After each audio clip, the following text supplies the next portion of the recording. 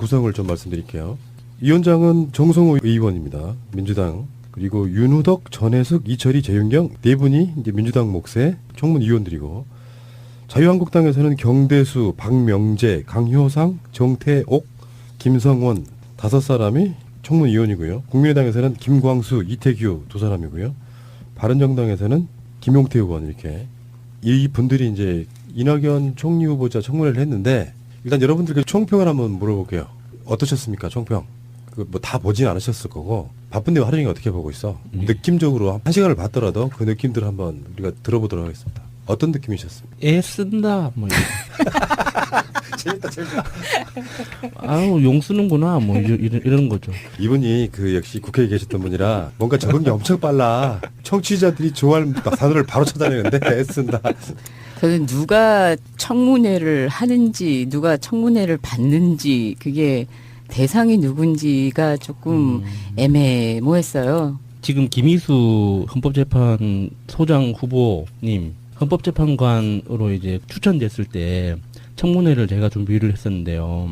이렇게 산 사람한테 도대체 무슨 질문을 하지라는 생각을 많이 했었거든요. 이게 딱히 뭐 지적할 게 없는 거예요. 그래서 이렇게 살면 참 훌륭하고 좋겠다라는 생각을 하면서 자료를 보니까 이게 어쨌거나 청문위원으로 임명은 됐으니까 뭔가 질문을 해야 될 거 아니에요. 억지로 짜내는 거죠. 예를 들어서 뭐 의심이 가는 게 있어도 그건 어디 자료를 요구한다고 해서 확인될 수 있는 게 아니니까 직접 사셨던 아파트에 찾아가 보고 주변 경비원들한테 물어보니까 너무 훌륭하신 거야. 그런데 나는 반대편에 있어. 네. 근데 도대체 왜 당신은 네. 이렇게 훌륭해가지고 나를 이렇게 입장이 곤란하게 만들어? 아니, 그러니까 그때는 민주당 추천 몫이었기 때문에 그런 것도 있었는데 이게 김희수라는 분 자체가 너무 훌륭하셔가지고 딱 지적할 게 없었거든요. 반대 진영이었다고 해도 마찬가지였을 거예요. 그 정도 인품이 되는 분을 추천을 했다면 이낙연 후보자 청문회를 보면서도 이게 자기들이 가지고 있는 티끌에 비하면 정말 사소한 것들을 가지고 뒷글이요? 들보 아니야? 티끌 제가 너무 축소했나요? 심심한 사과를 표합니다.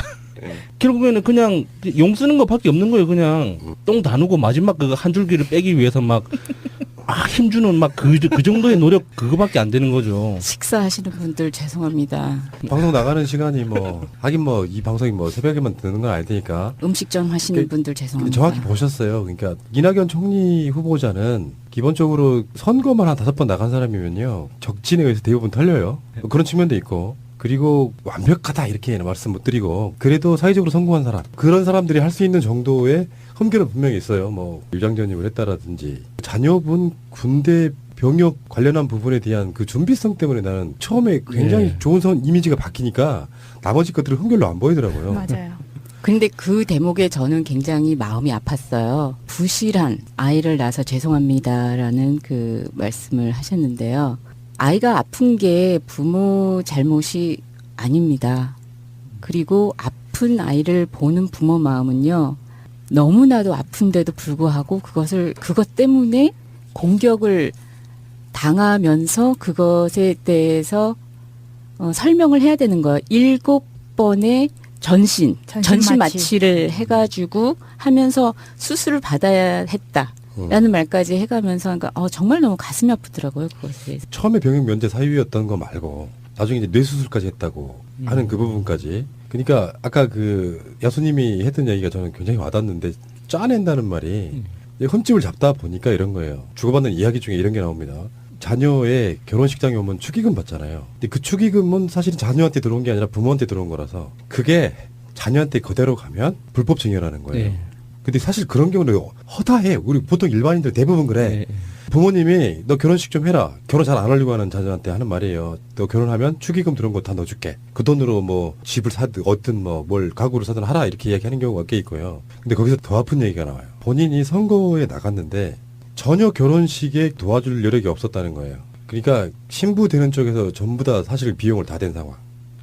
그래서 그 축의금 들어온 게 다 사돈댁 쪽으로 가서 그 돈이 자녀, 그러니까 그 결혼한 두 신랑 신부에게 간 뭐 이런 상황들이요. 그러니까 짜낸다는 말이 그런 거잖아요. 같은 후보자의 청문회인데 격이 달라. 이야기 물어보는 내용이 다른 거예요. 예, 예. 그런 방식이 되게 많았었고 뭐 예를 들면 도지사를 하거나 국회의원 하고 있는데 부인이 이제 그림 그리시는 화가신가 봐요. 거기에 대해서는 저는 훌륭한 질문과 답이 전 나왔다고 생각하는데 뭐냐면 실제로 그런 자리에 가 있으면 사람들이 와서 관련자들이 와서 살 수 있잖아요. 예, 그림을. 거기에 대한 질문은 저는 적절했다고 봅니다. 그분뿐만 아니라 근데 도지사를 하고 있는데 전남도에서 관장하는 무슨 골프장이 있다고 쳐요. 근데 골프장에서 그 그림을 한 두세 점 사갔어. 이제 골프장에 가면은 필드만 있는 게 아니고 시설들이 있잖아요. 예. 거기에 걸기 위해서 샀는데 후보자 부인의 그림은 그중에 비싸게 산 건 아니고 어떤 거는 1,500만 원짜리 뭐 이렇게 1,000만 원 넘는 것도 있는데 3,400 정도에 팔리는 가장 예. 낮은 거였다. 근데 거기에 대해서 이낙연 후보자가 그렇게 얘기를 하더라고요. 생각이 짧았다. 그런 임기 중에 있을 때는 그런 전시를 열면 안 된다. 국무총리에 있을 때도 마찬가지고 앞으로도 그렇게 할 것이다. 그러니까 이게 이런 지점들은 이게 중요합니다. 뭐 저쪽에서 꼬투리를 잡는다고 해도 다시 한번 이런 윤리 기준을 세워놔야 야 니들은 안 그랬잖아라고만 그래도 쟤들은 그랬지만 우리는 그래도 이 정도의 윤리성은 있다. 라고 다시 기준을 세워놔야 그 다음에 또 못하는 효과가 분명히 있거든요. 예. 예. 달림 따뻘떼님의 트윗을 2개를 읽어드리겠습니다. 오늘 청문회를 보시면서 올리신 글 같은데요. 자유한국당 초선 도지사를 역임하고 있던 총리 후보자의 며느리가 음악회를 열었다는 건 굉장히 부적절한 행위였다고 봅니다. 부끄러워해야 하는 거 아닙니까?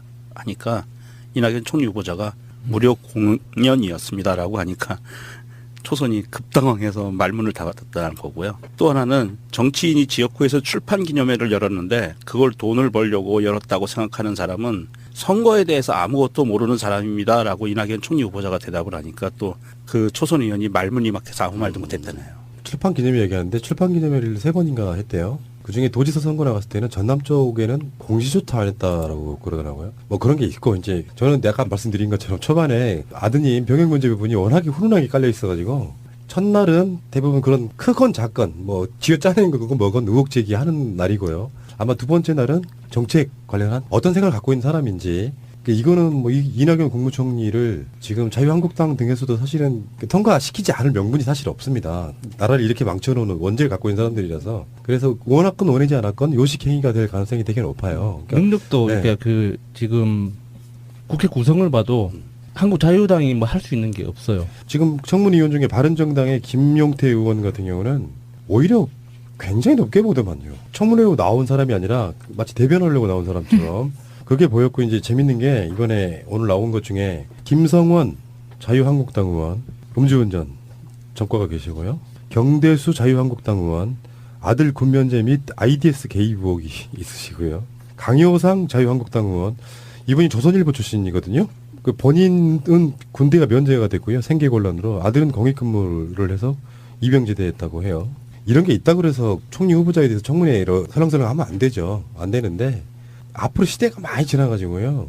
국회의원들이 정말 다른 건 몰라도 여야를 떠나가지고 윤리성 하나만큼은 어디 세계 어디 내놔도 괜찮을 만한 사람들이 국회의원 하는 게 맞고 예. 그런 사람들이어야만이 무슨 공직자 올라가는 사람들 청문회 할 때 조금의 그거라도 질타할 수가 있는 거고 사실 청문회라고 하는 게 김대중 정부 들어섰을 때 당시에 저 한나라당 의원들이 하자해서 그걸 받아들인 거거든요. 그래서 그 나름대로 뭐 장상인의 이런 분들 총리 후보자 할 때 이장 전입 하나만 나와도 사퇴하고 이런 방식으로 굉장히 깨끗하게 진행이 되다가 이명박 때 그걸 망가뜨려 버린 거예요. 네. 이제 그 과정을 거쳐 있기 때문에 적폐는 적폐고요. 그들이 그렇게 했다고 해서 우리가 도덕적인 끈을 마구 놔버릴 수는 없고 여든 야든 그러저러한 도덕적 기준을 다시 세우는 계기가 돼야 된다고 보는 거고 저는 그게 문재인 정부 들어와서 충분히 어느 정도 검증돼서 너희들과 우리는 달라라는 것을 샘플로 보여주는 저는 첫 번째 사례라고 보기 때문에 실제로 치명적인 저는 결함은 없다 이렇게 봅니다. 그러니까 그 국회 내에서 청문회 범위를 좀 확대해야 된다는 그런 의견들도 많이 있어요. 예를 들어서 공기업 사장들을 임명할 때 사장 임명을 무조건 반대한다는 게 아니라 어떤 사람이 공기업 사장으로 임명되는지 예를 들어서 뭐 토지공사라든지 수자원공사라든지 규모가 어마어마하게 큰 곳들이잖아요. 그 관련된 근로자들도 수십만 명에 달하고 그런 사람들이 공기업 사장에 임명되는데 그냥 아무런 절차 없이 그냥 임명되거든요. 그래서 그 사람들의 어떤 이력이나 그 생각 정책에 대한 방향, 이해도 이런 것들을 확인할 수 있는 절차는 거쳐야 된다. 근데 이제 그 당시 새누리당에서 많이 반대를 했었죠. 근데 청문회가 가면 갈수록 지금 SNS나 이 인터넷 생중계를 훨씬 많이 하고 있잖아요. 가장 최근에 청문회가 가장 IT가 많이 집중된 방송으로 계속 송출을 네. 하고 있는 거잖아요. 그래서 그런지 청문회를 당하는 당사자보다 청문위원에 대한 검증이 네. 지금 더 많이 화제가 네. 돼서 이낙연 후보가 실검에 올랐을 때는 경대수 의원도 같이 올랐어요. 예. 오히려 경대수 의원이 더 많은 데미지를 입은 것 같아요. 그렇죠. 저 김진애 전 의원님 트윗입니다. 오늘 문재인 정부 초대 총리 이낙연 후보자 청문회 자료 83% 제출해도 자료 미비라며 보이콧 거론하는 자유한국당. 박근혜 정부 초대 정홍원 65%, 이완구 53%, 황교안 78% 자료 제출. 잊으셨습니까? 노 발목 잡기 고 국정합시다 하셨고요. 지금 그래서 국회를 경험해 보신 우리 야수님께 그런 질문 한번 드려볼 텐데 왜 그런 청문회나 이런 등등 또는 국정감사 같은 걸 하게 되면 예. 자료 요구 많이 하죠. 그 자료 요구라는 게, 그러니까 자료 요구를 안 했다라고 말만 들으면, 그러니까 의원이 무언가를 요구해야지만 준다고 생각하잖아요. 근데 그런 게 아니에요. 청문위원회가 구성이 되면, 예를 들어서 지금은 국무총리 청문위원회가 구성된 거잖아요. 그러면 국무총리실에서 기본 인사 자료를 뭐 작으면은 한 1000페이지, 많을 때는 1000페이지 정도 되는 책 한 서너 권 정도 되는 분량의 자료를 국회에 줍니다. 각 의원실. 그 자료를 일단 1차적으로 검토를 하고 나서 부족하다고 생각되는 부분에 대해서 다시 요구를 하는 거죠. 국무총리실로. 그런데 지금 야당이라는 표현이 너무 어색해가지고, 그러니까 그 야당에서 뭐 83%뭐 자료를 제출하지 않았다 하는 그 자료가 뭐냐면, 처음 그 총리실에서 이제 자료가 넘어왔을 때 거기에서 이제 추가로 이제 상세 자료를 요구를 하거든요. 그런데 이제 그 이미 전략이 짜져 있잖아요. 이 사람의 이낙연이라는 사람의 인사 내용이 궁금한 게 아니라, 그러니까 청문위원회라는 그 절차 자체를 어떻게 방해하고 싶다는 전략이 서 있는 상태니까 이럴 때 쓰는 고전적인 방법이 똑같은 자료를 다시 요구하는 거예요. 그 한마디 덧붙여가지고 상세 자료. 예를 들어서 아들 병역에 대해서 기초 자료는 다 넘어옵니다. 각 기관별로 뭐 국방부, 무슨 보건복지부 어디 다 이렇게 넘어오거든요. 그거를 거기에 상세 자료라고 덧붙여서 이렇게 다시 요구를 하면 그 기관에서는 황당하죠. 줄 거 다 줬는데. 그러면 다시 물어볼 거 아니에요. 어떤 걸 궁금하십니까? 이렇게 협상을 시작하는 거예요. 자료를 가지고. 그러면은 야당 입장에서는 시간을 끄는 게 목적이니까, 아, 나는 이것도 모르겠고, 이게 무슨 말인지 모르겠고, 막 꼬투리를 잡아요. 그런 거죠. 예. 엿먹이려고 예. 또 과한 자료 제출 요구하고 예. 그런 경우 꽤 있죠. 예, 그렇게 이제 시간을 가다 보면 결국에는 자료 제출을 못하는 상태에서 청문회 날짜가 다가오는 거죠. 파란을 일으켰다님의 트윗입니다. 자유당 강효상은 조선일보 편집국장 출신이고 당시 청와대 민정수석 곽상도 자유당 의원을 만나 최동욱 총장 날리겠다고 했던 사람이다. 이낙연 후보자 청문회 질문하는 것 보니 자식 전세집 얻은 것을 가지고 후보자 사돈 내 재산까지 털겠다고 나선다라고 올려주십니다. 지금 야수님이 말씀한 것처럼 자식이 사는 전셋집마저 사돈이 얻어준 건데 그것의 사돈에 대한 재산까지 지금 털겠다고 지금 드는 거잖아요. 실제로 뭔가 비리가 있거나 정말 맞습니다. 큰 의혹이 있다 그러면 의원실 차원에서 직접 가봐요. 그런 그 이슈가 되는 그 뭐 땅이라든지 아파트라든지 주택가 직접 가서 확인을 해보거든요. 근데 지금 같은 경우는 자료 자체를 뭐 제출 안 했다라고 만들 상황은 너무 쉽기 때문에 그렇죠. 그런 상황을 만들어내기가 가소롭게 보이는 거죠. 오늘 예. 코미디 같은 게 장면이 하나 있었어요. 정말 저는 골 때리더라고요. 다는 기억이 안 나는데 그 강효상이 한 거예요. 그 총리 후보자 부인 성함이 김숙희 여사냐고 물어요. 맞다고. 근데 그 사는 전셋집 있죠. 네. 그분의 이름이 김숙희가 아니고 다른 희예요. 이름 비슷해. 그러니까 그게 이낙연 총리 후보자 부인이신 김숙희 여사의 친척, 그러니까 자매나 정도 되는 걸로 엮으려고 했는데 전혀 사실이 아니라 이렇게 이야기. 그러니까 그걸로 의혹을 제기하는 정도. 아까 말한 화장실에서 짜낸다는 표현이 딱 그런 정도인 거예요. 오늘 재밌었던 게 뭔지 아세요? 새누리당 국회의원 저는 이름이 기억이 안 나는데 하도 분량이 많아가지고 사드 거론하면서 사드를 해야 자주국방이 된대. 잘 생각해봐. 뭐가 틀린 말인지. 사드는 미국 거잖아요. 예. 미국이 우리나라한테 무기 설치하면 자주국방이 돼? 한심환자들 진짜. 오늘 국민들이 보면서 다시 한번 또 느낀 게 그런 겁니다. 저런 수준의 국회의원들을 데리고 의원 내각제니 분권형 예. 이런 헌법 개헌을 하자는 것 자체가 말도 안 된다. 수준이 너무 떨어지는 국회의원들 최소 한 200명 정도는 현재 300명에서 200명 정도는 수준이 너무 떨어진다. 이런 이야기들을 하더라고요. 그러니까 유장전입이요. 자녀 때문이 아니었군요. 부인 때문에 부인의 그렇습니다. 부임지 학교 때문에 그랬다라고. 그런데 전입을 한 것도 아니에요. 시도를 하려고 했으나 포기했죠. 그 눈치를 챘고 하지 말라고 해서 하지도 않았어요. 시도만 한 거였었어요. 그리고 사실 쟁점이라고 할 게 별로 사실 없어가지고요. 내일 있을 청문회에서 또 어떤 얘기들 오가는지 모르겠지만 대부분 이제 그 뭐 경제 정책이라든지 국방이라든지 총리 후보자는 사실은 대통령이 가장 중요한 파트너입니다. 혼자 할 수 없어요, 국정은. 그래서 국무총리가 대통령의 어떤 결의를 맞춘 다음에 국정을 같이 이끌어가는 동반자거든요. 그래서 국정 철학이 굉장히 중요한데 제가 이낙연 후보에 대해서는 몇 년 전에도 들은 얘기가 있어요. 그러니까 국회의원들이나 정치인들 사이에는 사람에 대한 평이 있잖아요. 품평이. 예. 이분에 대해서는 굉장히 평이 좋았던 걸로 기억을 하거든요. 우리가 보기에는 그렇게 막 센 발언 하거나 그런 분은 아니었기 때문에 이분에 대해서 딱히 많이 알고 있는 사람은 아닌데 일단 목소리부터가 되게 귀티나는 저쪽에 황교안 목소리가 있다면 이쪽에 이낙연 목소리가 있습니다. 맞습니다. 예. 근데 정말 답변하시는데 무슨 말을 하든 어떤 말 칭찬을 하든 비난을 하든 아픈 소리를 하든 차분하고 침착한 목소리. 침착하고 네 제가 도보 순례를 가잖아요. 그러면은 전남에 들르잖아요. 그때 그 침착하고 그 포근함이 그냥 이 리더다라는 게 청문회에서도 들려가지고 잘 고르셨다. 좋다. 그런 느낌이 이번에 느꼈습니다. 알겠습니다.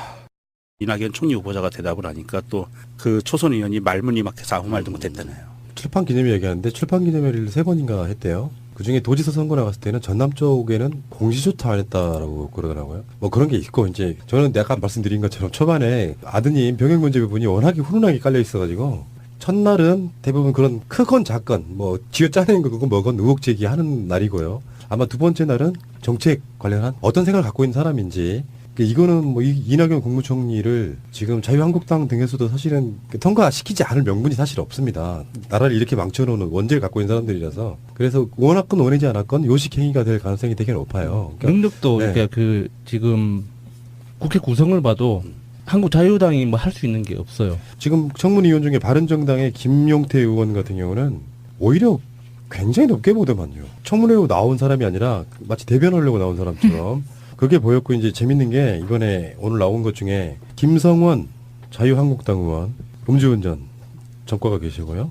경대수 자유한국당 의원 아들 군면제 및 IDS 개입 의혹이 있으시고요. 강효상 자유한국당 의원 이분이 조선일보 출신이거든요. 그 본인은 군대가 면제가 됐고요. 생계곤란으로 아들은 공익근무를 해서 입영제대했다고 해요. 이런 게 있다 그래서 총리 후보자에 대해서 청문회로 설렁설렁 하면 안 되죠. 안 되는데 앞으로 시대가 많이 지나가지고요. 국회의원들이 정말 다른 건 몰라도 여야를 떠나가지고 윤리성 하나만큼은 어디 세계 어디 내놔도 괜찮을 만한 사람들이 국회의원 하는 게 맞고 예. 그런 사람들이어야만이 무슨 공직자 올라가는 사람들 청당국에서 확인될 수 있는 게 아니니까 직접 사셨던 아파트에 찾아가 보고 주변 경비원들한테 물어보니까 또 너무 훌륭하신 거야. 그런데 나는 반대편에 있어. 네. 근데 도대체 왜 당신은 네. 이렇게 훌륭해가지고 나를 이렇게 입장이 곤란하게 만들어? 아니, 그러니까 그때는 저 민주당 추천 몫이었기 때문에 그런 것도 있었는데 이게 김희수라는 분 자체가 너무 훌륭하셔가지고 딱 지적할 게 없었거든요. 반대 진영이었다고 해도 마찬가지였을 거예요. 그 정도 인품이 되는 분을 추천을 했다면 이낙연 후보자 청문회를 보면서도 이게 자기들이 가지고 있는 티끌에 비하면 정말 사소한 것들을 가지고 뒷글이요? 들보 아니야? 티끌 제가 너무 축소했나요? 심심한 사과를 표합니다. 결국에는 그냥 용 쓰는 것밖에 없는 거예요. 그냥 똥 다누고 마지막 그 한 줄기를 빼기 위해서 막 힘주는 막 그 정도의 노력 그거밖에 안 되는 거죠. 식사하시는 분들 죄송합니다. 방송 나가는 시간이 뭐 하긴 뭐 이 방송이 뭐 새벽에만 듣는 건 알 테니까 음식점 하시는 그- 분들 죄송합니다. 정확히 보셨어요. 그러니까 이낙연 총리 후보자는 기본적으로 선거만 한 5번 나간 사람이면요 적진에 의해서 대부분 털려요. 그런 측면도 있고 그리고 완벽하다 이렇게 말씀 못 드리고 그래도 사회적으로 성공한 사람 그런 사람들이 할 수 있는 정도의 흠결은 분명히 있어요. 뭐 유장전입을 했다라든지 자녀분 군대 병역 관련한 부분에 대한 그 준비성 때문에 나는 처음에 굉장히 예. 좋은 이미지가 바뀌니까 나머지 것들은 흠결로 안 보이더라고요. 맞아요. 근데 그 대목에 저는 굉장히 마음이 아팠어요. 부실한 아이를 낳아서 죄송합니다라는. 도지사를 하거나 국회의원 하고 있는데 부인이 이제 그림 그리시는 화가신가 봐요. 거기에 대해서는 전 훌륭한 질문과 답이 전 나왔다고 생각하는데 뭐냐면 실제로 그런 자리에 가 있으면 사람들이 와서 관련자들이 와서 살 수 있잖아요. 예, 그림을. 거기에 대한 질문은 저는 적절했다고 봅니다. 그분뿐만 아니라 근데 도지사를 하고 있는데 전남도에서 관장하는 무슨 골프장이 있다고 쳐요. 근데 골프장에서 그 그림을 한 두세 점 사갔어. 이제 골프장에 가면은 필드만 있는 게 아니고 시설들이 있잖아요. 예. 거기에 걸기 위해서 샀는데 후보자 부인의 그림은 그중에 비싸게 산 건 아니고 어떤 거는 1,500만 원짜리 뭐 이렇게 1,000만 원 넘는 것도 있는데 3,400 정도에 팔리는 가장 예. 낮은 거였다. 근데 거기에 대해서 이낙연 후보자가 그렇게 얘기를 하더라고요. 생각이 짧았다. 그런 임기 중에 있을 때는 그런 전시를 열면 안 된다. 국무총리에 있을 때도 마찬가지고 앞으로도 그렇게 할 것이다. 그러니까 이게 이런 지점들은 이게 중요합니다. 뭐 저쪽에서 꼬투리를 잡는다고 해도 다시 한번 이런 윤리 기준을 세워놔야 야 니들은 안 그랬잖아라고만 그래도 쟤들은 그랬지만 우리는 그래도 이 정도의 윤리성은 있다. 라고 다시 기준을 세워놔야 그 다음에 또 못하는 효과가 분명히 있거든요. 예. 달림 따뻘떼님의 트윗을 2개를 읽어드리겠습니다. 오늘 청문회를 보시면서 올리신 글 같은데요. 자유한국당 초선 도지사를 역임하고 있던 총리 후보자의 며느리가 음악회를 열었다는 건 굉장히 부적절한 행위였다고 봅니다. 부끄러워해야 하는 거 아닙니까? 하니까 이낙연 총리 후보자가 무료 공연이었습니다라고 하니까 초선이 급당황해서 말문을 닫았다는 거고요. 또 하나는 정치인이 지역구에서 출판 기념회를 열었는데 그걸 돈을 벌려고 열었다고 생각하는 사람은 선거에 대해서 아무것도 모르는 사람입니다라고 그 말씀을 하셨는데요. 아이가 아픈 게 부모 잘못이 아닙니다. 그리고 아픈 아이를 보는 부모 마음은요. 너무나도 아픈데도 불구하고 그것 때문에 공격을 당하면서 그것에 대해서 설명을 해야 되는 거예요. 7번의 전신 마취를 해가지고 하면서 수술을 받아야 했다라는 말까지 해가면서 그러니까 정말 너무 가슴이 아프더라고요. 그것에. 처음에 병역 면제 사유였던 거 말고 나중에 이제 뇌수술까지 했다고 하는 그 부분까지. 그러니까 아까 그 야수님이 했던 얘기가 저는 굉장히 와닿는데 짜낸다는 말이 흠집을 잡다 보니까 이런 거예요. 주고받는 이야기 중에 이런 게 나옵니다. 자녀의 결혼식장에 오면 축의금 받잖아요. 근데 그 축의금은 사실은 자녀한테 들어온 게 아니라 부모한테 들어온 거라서 그게 자녀한테 그대로 가면 불법 증여라는 거예요. 네. 근데 사실 그런 경우는 허다해. 우리 보통 일반인들 대부분 그래. 네. 부모님이 너 결혼식 좀 해라. 결혼 잘 안 하려고 하는 자녀한테 하는 말이에요. 너 결혼하면 축의금 들어온 거 다 넣어줄게. 그 돈으로 뭐 집을 사든 어떤 뭘 가구를 사든 하라 이렇게 이야기하는 경우가 꽤 있고요. 근데 거기서 더 아픈 얘기가 나와요. 본인이 선거에 나갔는데 전혀 결혼식에 도와줄 여력이 없었다는 거예요. 그러니까 신부 되는 쪽에서 전부 다 사실 비용을 다 댄 상황.